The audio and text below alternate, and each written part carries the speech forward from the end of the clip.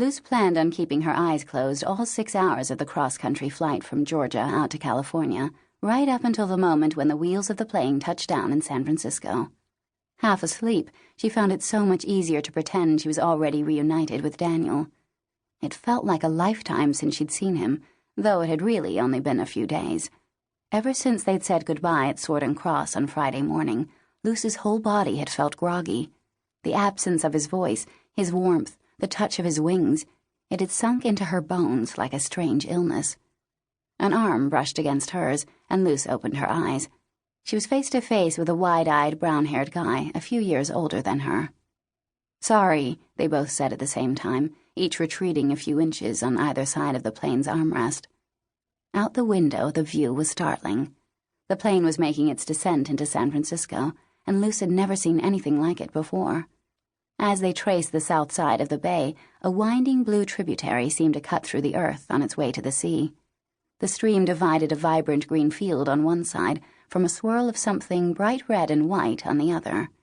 She pressed her forehead to the double plastic pane and tried to get a better view. "What is that?" she wondered aloud. "Salt," the guy answered, pointing. He leaned in closer. "They mine it out of the Pacific." The answer was so simple, so human, almost a surprise after the time she'd spent with Daniel and the other. She was still unpracticed at using the terms literally, angels and demons. She looked out across the midnight blue water, which seemed to stretch forever west. Sun over water had always meant morning to Atlantic coast-raised Luce, but out here it was almost night. "You're not from around here, are you?" her seatmate asked. Luce shook her head, but held her tongue. She kept staring out the window. Before she'd left Georgia this morning, Mr. Cole had coached her about keeping a low profile. The other teachers had been told that Luce's parents had requested a transfer. It was a lie. As far as Luce's parents, Callie, and anyone else knew, she was still enrolled at Sword and Cross. A few weeks before, this would have infuriated her. But the things that had happened in those final days at Sword and Cross had left Luce a person who took the world more seriously. She'd glimpsed a snapshot of another life, one of so many she'd shared with Daniel before. She'd discovered a love more important to her than anything she'd ever thought possible. And then she'd seen all of that threatened by a crazy, dagger-wielding old woman whom she'd thought she could trust. There were more out there like Miss Sophia, that Luce knew, but no one had told her how to recognize them.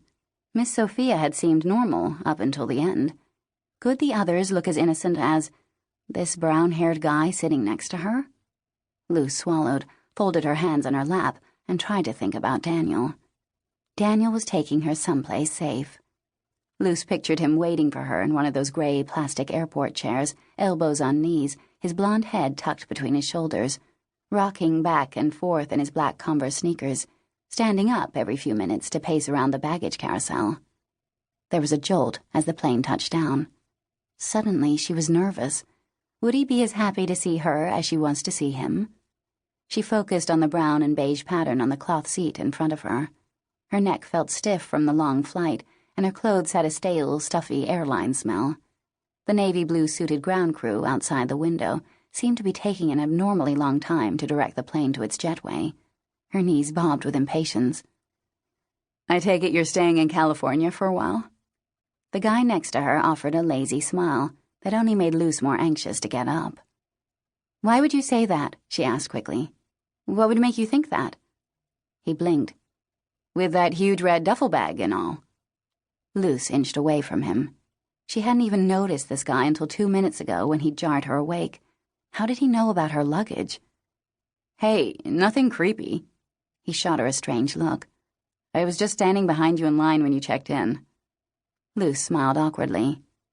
"I have a boyfriend," streamed from her mouth. Instantly, her cheeks reddened. The guy coughed. "Got it."